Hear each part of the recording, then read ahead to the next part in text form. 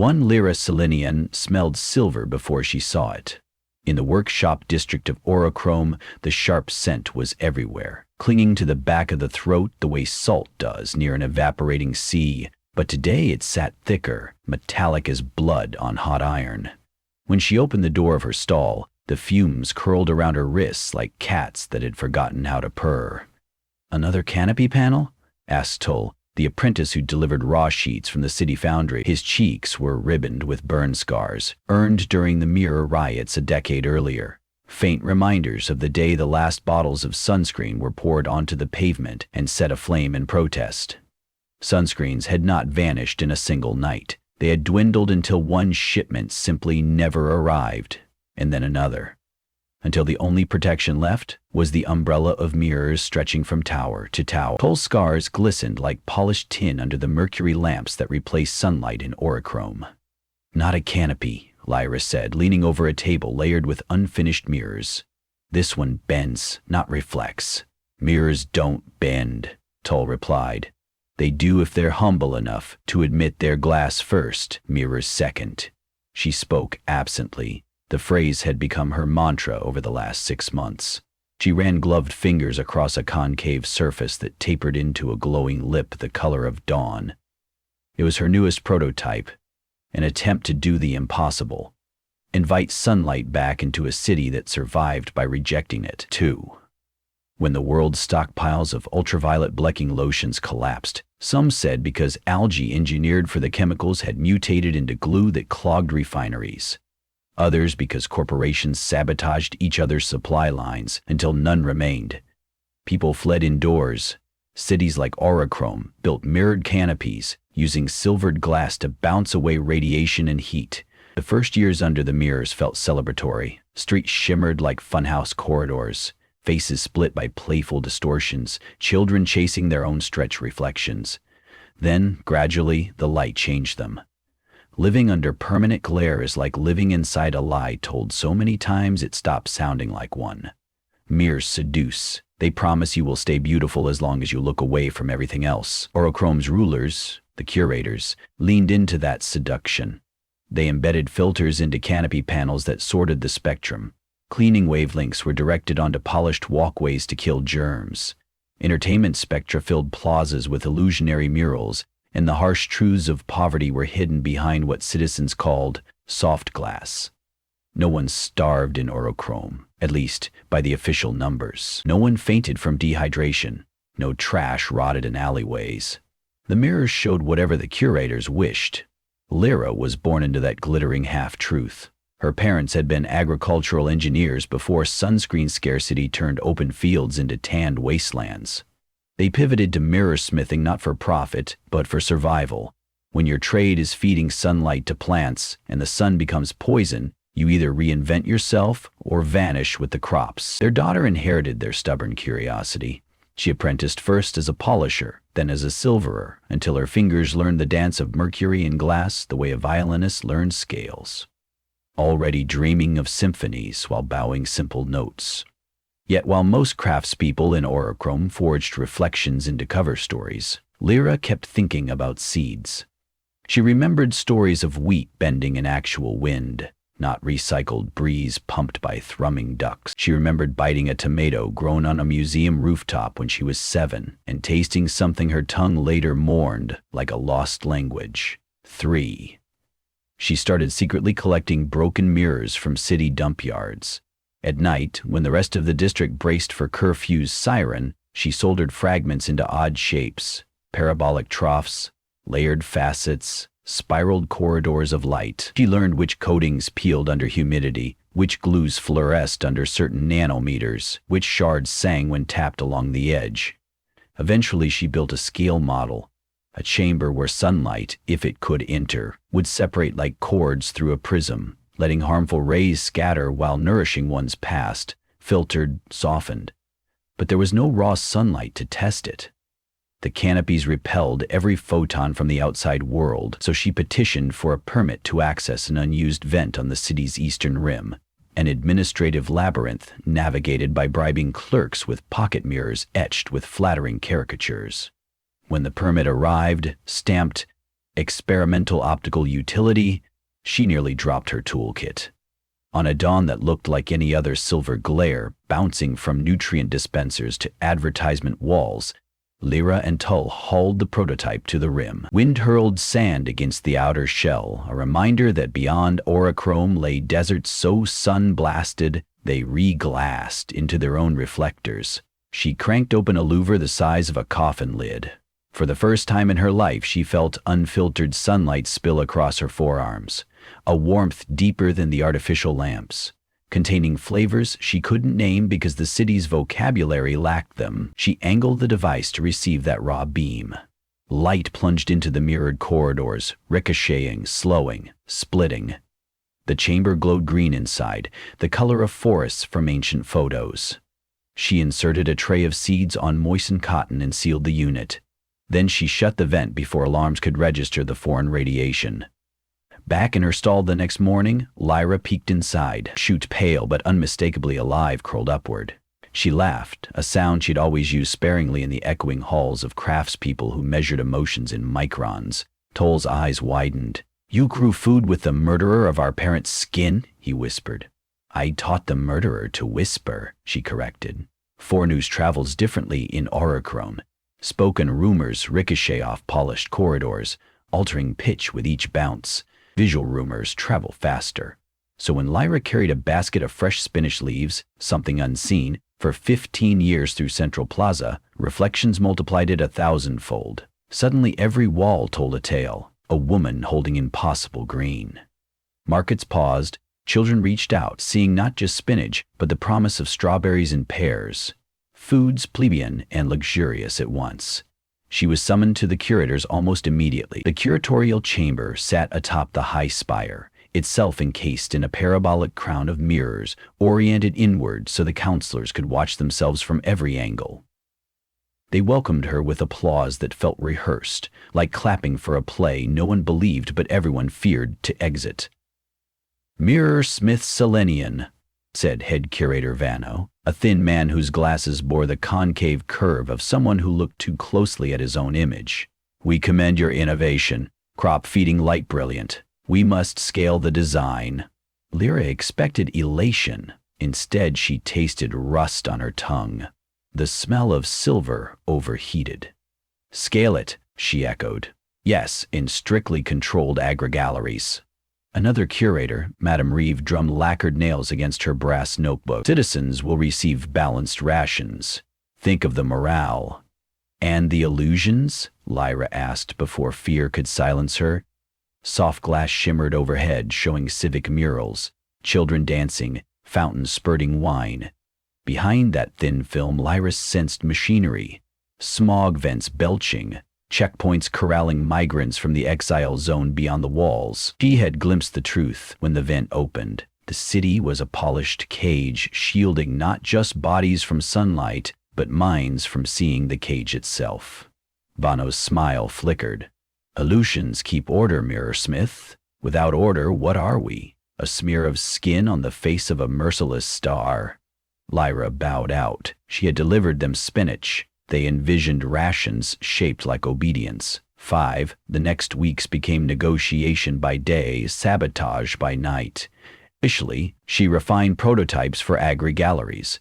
Unofficially, she rebuilt the original design at human scale in an abandoned basilica whose stained glass saints had been replaced with blank mirrors during the first canopy construction. Tull recruited a handful of former sunscreen chemists, now working as janitors, their scientific degrees useless in a city worshipping reflections. They scavenged rare earths from broken holoads, liquid crystals from old VR visors, quartz from the collapsed subway tunnels. They named the expanding lattice of mirror corridors the Verdant Gate. To power it, they needed more sun. Small vents wouldn't suffice. They would have to crack the canopy, just a fracture wide enough to funnel daylight into the basilica at noon, when the stars stood overhead like a silent deity searching for survivors. Cracking mirrors sounds easy. Throw a stone and physics does the rest. But Oachrome's panels were layered composites, tempered against meteors and riots. Lyra studied architectural schematics smuggled by a guilt-riddled curator intern. She discovered stress lines where decades of thermal expansion met steel joints. A well-guarded maintenance bridge lay above one such seam. The night before the breach, Lyra lay awake on a cot beneath half-finished mirror lobes. She remembered her parents describing fields before the scarcity, skinny stems daring the sky, the hush between rows of kale when wind inhaled, the crunch of soil under boots instead of the squeak of polished floors. She also remembered pictures of skin cancers blooming on farmhands when protection ran out.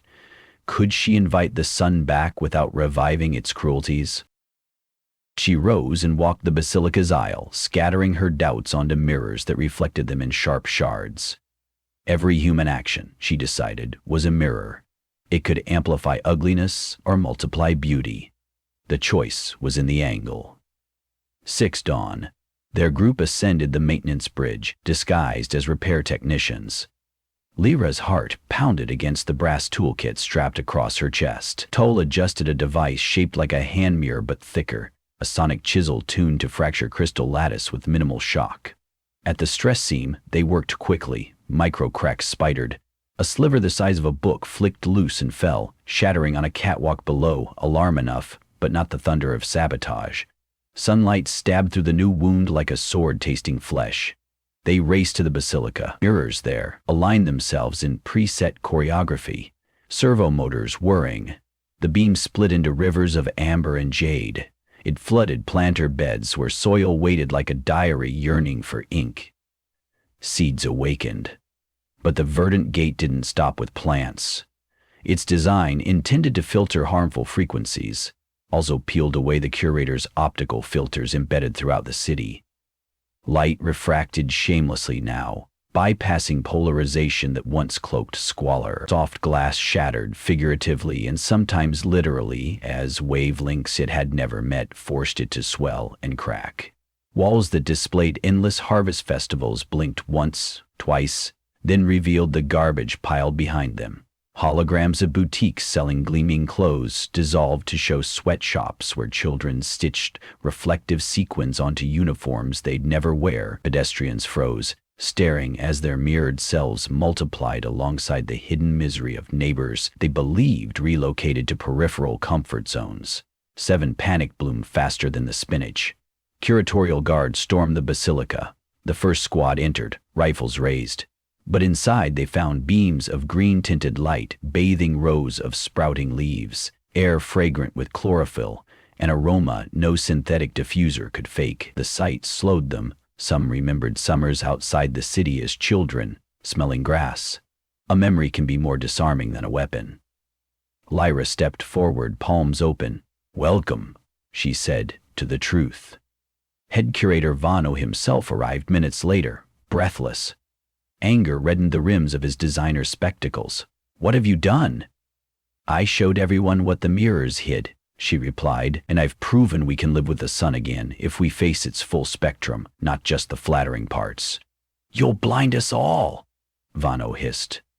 Around him, walls once smooth became mosaic. The illusions shielding decay had crashed. Rats skittered across exposed conduits that dripped brackish water. Citizens gathered outside the basilica, some clutching wilted synthetic ration bars, as though they finally recognized them as the pale imitations they were. Lyra gestured to the crops. "You fear blindness? We've been blind for years. This is sight. That light will kill," he insisted. "Mutations, burns. History proved it." Tull stepped beside her. "History proved sunscreen worked until we grew lazy and selfish. Mirrors were a tourniquet, not a cure. Verdant light is filtered, balanced. Let us test, measure, adapt. At least it feeds people with more than illusions." But Vano's power rested on controlling what people saw. Now sight was uncontrolled. He ordered the guard to destroy the verdant gate. Rifles raised again, but so did voices outside, a low rumble swelling into chant.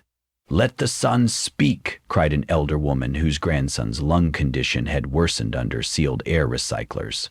"Feed us real food," shouted factory workers whose wages were paid in glossy tokens redeemable only at mirrored vending kiosks. The guards hesitated, torn between command and chorus. Then something cracked outside. Another canopy panel, weakened by earlier stress, surrendered to midday heat. A cascade of sunlight streaked across rooftops, unveiling still more hidden quarters. The city sparkled, then fractured into truth like a soap bubble touched by a fingertip. The following hours became a standoff, measured not in bullets, but in blinding clarity. The curators retreated to the high spire, sealing off elevators. Lyra's group occupied the Basilica Garden, its plants thickening visibly under pure beams. Volunteers converged, hauling soil from indoor ornamental planters, tearing up lobby marble to create raised beds. They nicknamed themselves the Refractionists. Scientists exiled to menial jobs emerged, bringing knowledge long dismissed. They recalibrated Verdant Gate's frequencies using handheld spectrometers once employed to grade diamond knockoffs. Pediatricians tested children's skin for radiation rash, finding none. For each worry conjured by curatorial propaganda, the Refractionists proposed measurement and adaptation instead of retreat. Meanwhile, the unveiled decay demanded triage. Hospitals hidden behind shimmering billboards were suddenly flooded with patients previously invisible to resource algorithms. Food waste piled up where illusions of cleanliness had reigned. The city's plumbing, neglected beneath cosmetic refurbishments, ruptured as heat differentials warped joints now exposed to direct rays. Lyra understood their revolution could starve or sicken the very people they sought to free if left chaotic. So, she did what mirror smiths rarely do. She broke some of her own glass. She dismantled decorative corridor panels, shaving their silver to craft portable luminary filters. Teams carried these to clinics and refugee blocks, creating pockets of safe sunlight where water purification vats and hydroponic starters could run. The curators broadcast desperate holograms, reassembled illusions urging citizens back indoors, promising restabilized visual conditions. But illusions once cracked wield less power. People had tasted spinach, had watched sprigs of basil appear like green tongues savoring the possibility of tomorrow. They'd seen behind the curtain and found not a wizard but a glamour-addicted bureaucracy. 9.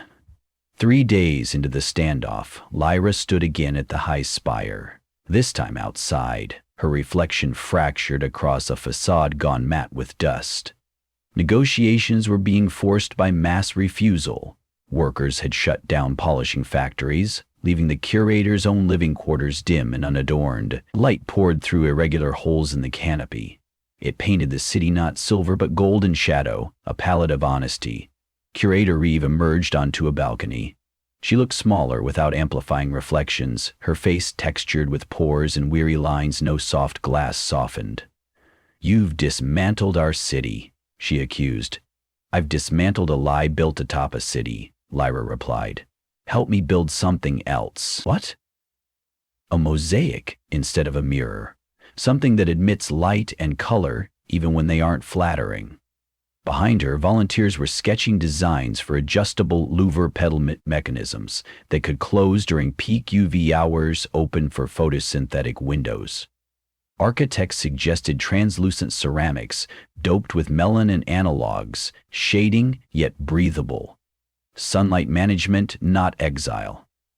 People argued passionately, no single ideology dominated. It was messy, loud, alive.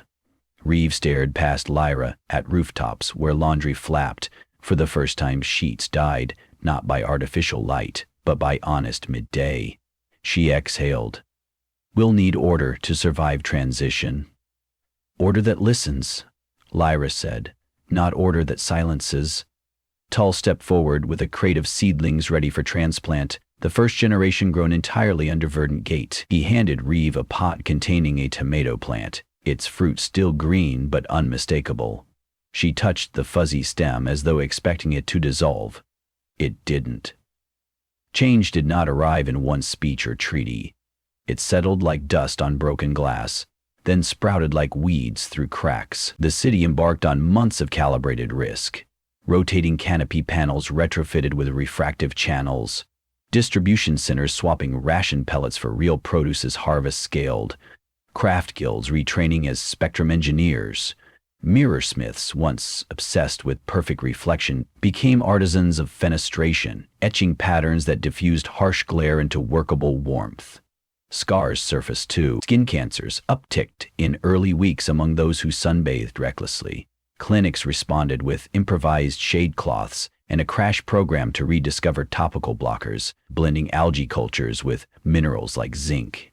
Some citizens longed for the sleek certainty of illusion, mourning glittering corridors gone dull, but nostalgia wilted when tasted against a slice of tomato bursting with juice. Lyra refused official titles, preferring to work among teams, adjusting louvers.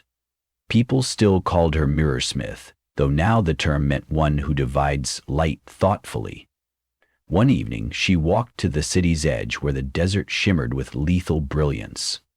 She unfurled a portable prism dish, capturing sunset beams and bending them toward a row of seedlings coaxed from sand experiments for eventual outside farming. Tull joined her, holding a notebook of wavelength logs.